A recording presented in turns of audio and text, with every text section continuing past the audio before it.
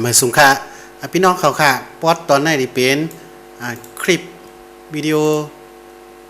ต่อยความกันนะลูกยิงอ่อน130นะครับนะความ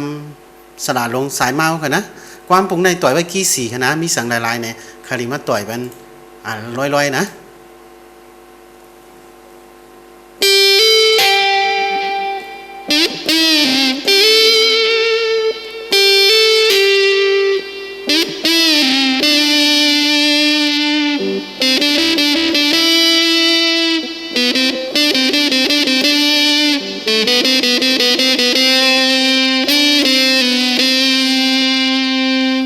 แข่งปองกันนะ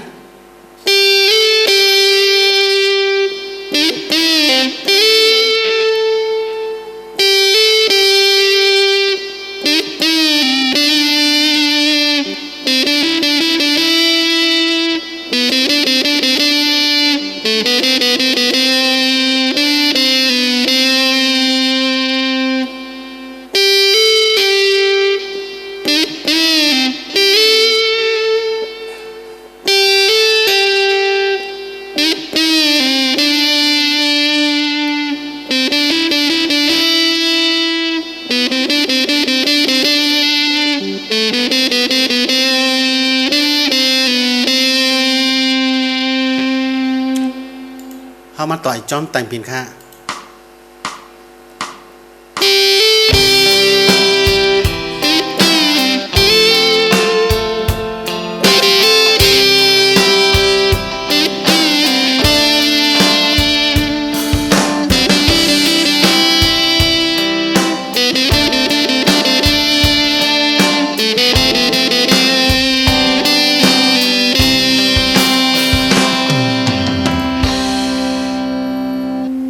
ต่อยังป้องค่ะ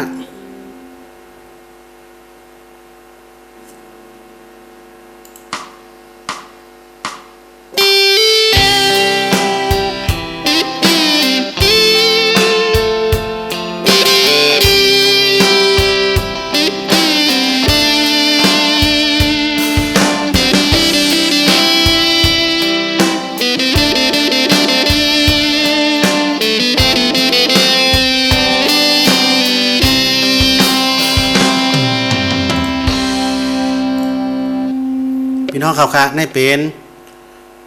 ไล่ต่อยความไตอินโทรนะอินโทรสโลได้ห้องป้าเลยนะเอามาเฮ็ดคลิปมอก 2-3 มินิเดหนังหือปลายมอนปลิตไล่ต่อยง่ายต่อยล้มนะพี่น้องเขาค่ะสั่งตัวในช่อง YouTube นี่ก็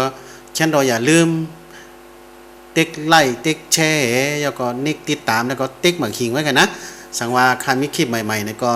พี่น้องเขาเลยหันอันตั้งเพิ่นนะแล้วก็ Facebook ก็คอมเมนต์เนาะ YouTube และสั่งคอมเมนต์ว่าใครเอาความปลูกหลังมาเนี่ยก็คามีพองอันใครเฮ็ดเนี่ยก็คาริเฮ็ดนะคาริเฮ็ดในตื้นเฮ็ดนะตีเฮ็ดลอยๆนะแล้วก็สั่งพี่น้องเขา